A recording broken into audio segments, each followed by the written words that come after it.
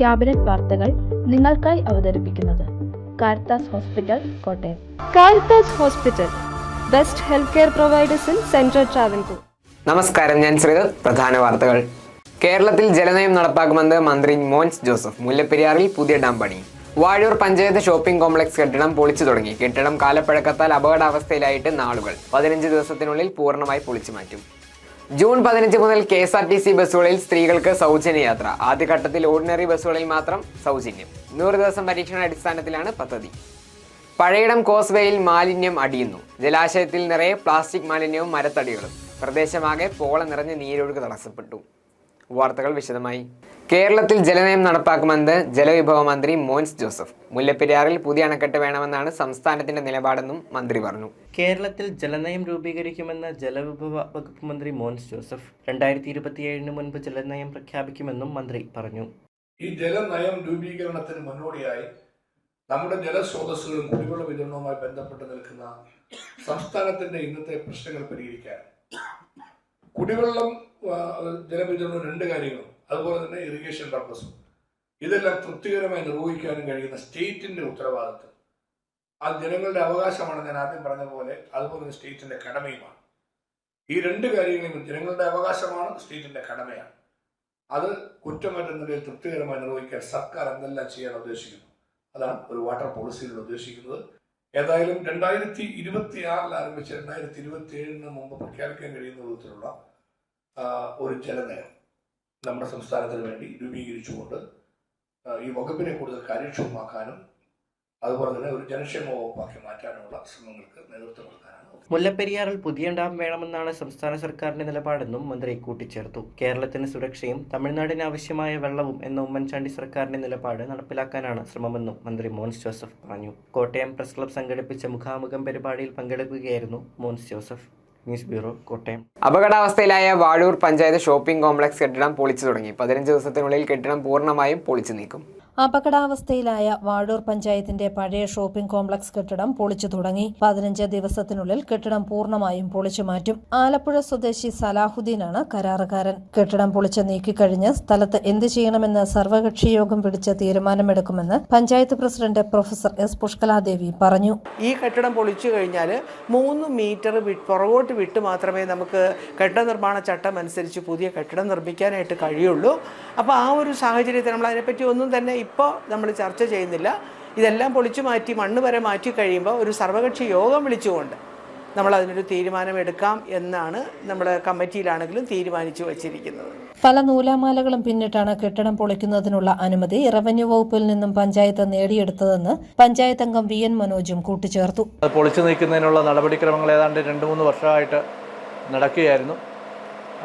പല നൂലാമാലകളും പിന്നിട്ട് ഇന്ന് ഏതാണ്ട് അത് പൊളിക്കലിൻ്റെ വക്കിലെത്തുകയും ലേലം ചെയ്യുകയും തുടർന്ന് കഴിഞ്ഞ 2-3 ദിവസമായിട്ട് അതിൻ്റെ പൊളിക്കൽ നടപടികൾ നടന്നുകൊണ്ടിരിക്കുകയാണ്.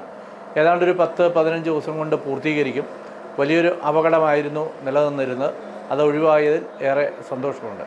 35 വർഷം മുൻപ് നിർമ്മിച്ചതാണ് വാഴൂർ പഞ്ചായത്തിന്റെ 3 നിലകളിലുള്ള ഈ ഷോപ്പിംഗ് കോംപ്ലക്സ്. വർഷങ്ങൾക്ക് മുൻപ് കെട്ടിടത്തിന്റെ മുകൾ നിലയിൽ ചോർച്ചയുണ്ടായതോടെ പഞ്ചായത്ത് എഞ്ചിനീയറിംഗ് വിഭാഗം കെട്ടിടം പൊളിച്ചു നീക്കണമെന്ന് നിർദ്ദേശം നൽകിയിരുന്നു. ഈ വർഷം ജനുവരിയിൽ ഷോപ്പിംഗ് കോംപ്ലക്സിന്റെ പുറകുവശത്തെ ഷെയ്ഡ് പൊളിഞ്ഞു വീണിരുന്നു. News bureau, Ponkunnam. KSRTC ബസ്സുകളിൽ ജൂൺ 15 മുതൽ സ്ത്രീകൾക്ക് സൗജന്യ യാത്ര അനുവദിക്കും. ഓർഡിനറി ബസ്സുകളിൽ മാത്രമാണ് ഇപ്പോൾ സൗജന്യ യാത്ര അനുവദിച്ചിട്ടുള്ളത്. UDF സർക്കാരിന്റെ വാഗ്ദാനമായ ഇന്ദിരാ ഗ്യാരണ്ടിയിൽപ്പെടുന്ന KSRTC ബസ്സുകളിൽ സ്ത്രീകൾക്ക് സൗജന്യ യാത്രാ പദ്ധതി ഈ മാസം 15-ന് നിലവിൽ വരും. ആദ്യം ഓർഡിനറി ബസ്സുകളിൽ മാത്രമാണ് സൗജന്യ യാത്ര അനുവദിച്ചിട്ടുള്ളത്.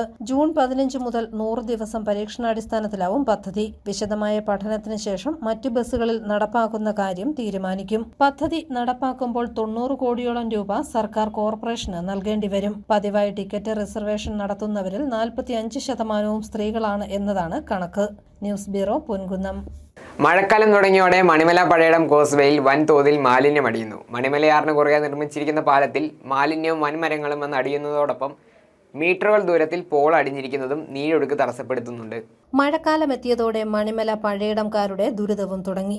പഴയിടം കോസ്വേയിൽ വൻതോതിൽ മാലിന്യം അടിയുന്നതിനൊപ്പം പോളയും നിറഞ്ഞിരിക്കുന്നത് നീരൊഴുക്ക് തടസ്സപ്പെടുത്തുന്നു. മണിമലയാറ്റിൽ വ്യാപകമായി തള്ളുന്ന മാലിന്യം മഴവെള്ളം എത്തുന്നതോടെ പഴയിടം പാലത്തിൽ അടിയുകയാണ് പതിവ്. മാലിന്യത്തോടൊപ്പം ആറ്റിലൂടെ ഒഴുകിയെത്തുന്ന വൻമരങ്ങളും ഇവിടെയാണ് തടയുന്നത്.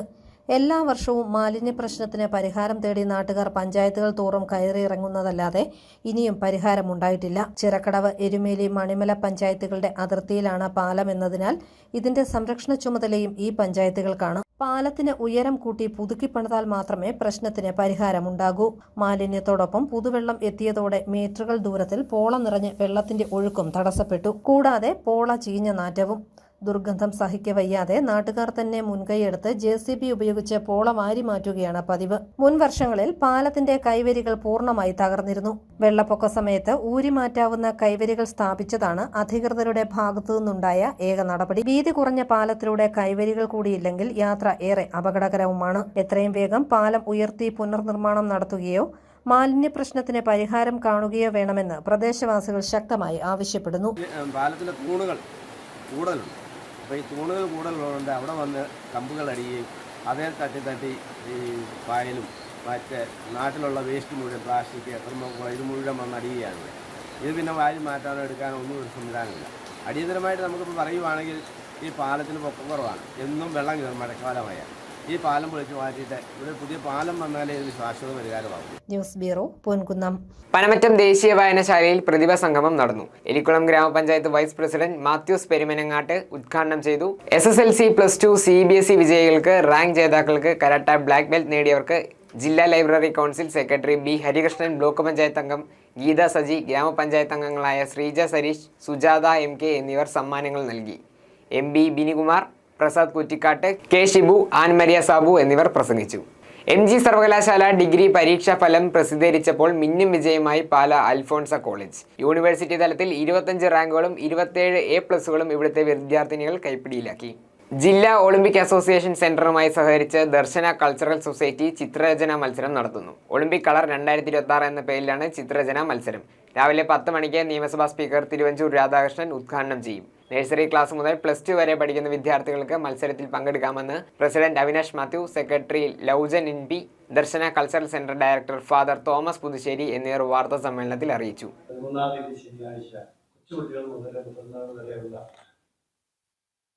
ഒളിമ്പിക് കളർ 2026 ചിത്രരചന മത്സരം നടത്തുന്നു. അതായത് ഒളിമ്പിക്സിന്റെ പ്രത്യേകമായിട്ടുള്ള അതിന്റെ ഇമ്പോർട്ടൻസ് കുട്ടികളിലേക്ക് എത്തിക്കുവാൻ വേണ്ടിയിട്ട് 2023 ഇന്റർനാഷണൽ ഒളിമ്പിക്സ് ഡേ. അതിനോടനുബന്ധിച്ചാണ് നമ്മൾ ഈ കളർ മത്സരം നടത്തുവാനായിട്ട് പാലാ റോട്ടറി ക്ലബും റോട്ടറി ഇന്റർനാഷണലും ചേർന്ന് പാലാ മരിയ സദനത്തിന് automatic paper cup, paper bag നിർമ്മാണ യൂണിറ്റ് എന്നിവ നൽകി. Doctor Thomas Vavanikkunnel rotary club Maria സദനത്തിൽ നിർവഹിച്ച പദ്ധതികളുടെ ഫലകം അനാവരണം ചെയ്തു.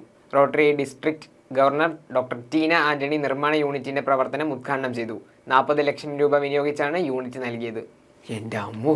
മരിയ സദനത്തിന് റോട്ടറി ക്ലബിന്റെ സ്വാഗതം. പാല റോട്ടറി ക്ലബും സിംഗപ്പൂർ റാഫൽ സിറ്റി റോട്ടറി ക്ലബും റോട്ടറി ഇന്റർനാഷണലും ചേർന്ന് 40 ലക്ഷത്തോളം രൂപ മുടക്കി automatic paper cup, plate, bag നിർമ്മാണ യൂണിറ്റ് മരിയ സദനത്തിന് സംഭാവന നൽകി. റോട്ടറി മുൻ district governor doctor Thomas Vavanikkunnel rotary club Maria സദനത്തിൽ നിർവഹിച്ച പദ്ധതികളുടെ ഫലകം അനാവരണം ചെയ്തു.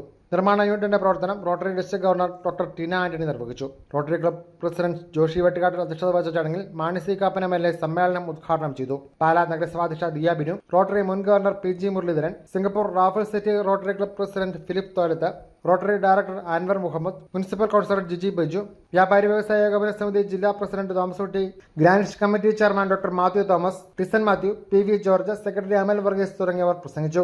ഈ യൂണിറ്റിൽ നിന്നും ദിവസേന 1000കണക്കിന് പേപ്പർ പ്രൊജക്ടുകൾ നിർമ്മിക്കാൻ സാധിക്കും. 500-ൽ പരം അന്തേവാസികളുള്ള മരിയ സദനത്തിന് സ്ഥിര വരുമാനത്തിന് ഈ പദ്ധതി സഹായകമാകുമെന്നതിനാലാണ് ക്ലബ്ബ് ഇതിനുവേണ്ടി മുന്നിട്ടിറങ്ങിയത്. ന്യൂസ് ബ്യൂറോ, പാല. പ്രധാന വാർത്തകൾ ഒരിക്കൽ കൂടി. കേരളത്തിൽ ജലനയം നടപ്പാക്കുമെന്ന് മന്ത്രി മോൻസ് ജോസഫ്. മുല്ലപ്പെരിയാറിൽ പുതിയ ഡാം പണി. വാഴൂർ പഞ്ചായത്ത് ഷോപ്പിംഗ് കോംപ്ലക്സ് കെട്ടിടം പൊളിച്ചു തുടങ്ങി. കെട്ടിടം കാലപ്പഴക്കത്താൽ അപകടാവസ്ഥയിലായിട്ട് നാളുകൾ. 15 ദിവസത്തിനുള്ളിൽ പൂർണ്ണമായി പൊളിച്ചു മാറ്റും. ജൂൺ 15 മുതൽ KSRTC ബസ്സുകളിൽ സ്ത്രീകൾക്ക് സൗജന്യ യാത്ര. ആദ്യഘട്ടത്തിൽ ഓർഡിനറി ബസ്സുകളിൽ മാത്രം സൗജന്യം. 100 ദിവസം പരീക്ഷണാടിസ്ഥാനത്തിലാണ് പദ്ധതി. പഴയിടം കോസ്വേയിൽ മാലിന്യം അടിയുന്നു. ജലാശയത്തിൽ നിറയെ പ്ലാസ്റ്റിക് മാലിന്യവും മരത്തടികളും. പ്രദേശമാകെ പോള നിറഞ്ഞ് നീരൊഴുക്ക് തടസ്സപ്പെട്ടു. ഈ ബുള്ളറ്റിൻ ഇവിടെ പൂർണ്ണമാകുന്നു. നമസ്കാരം.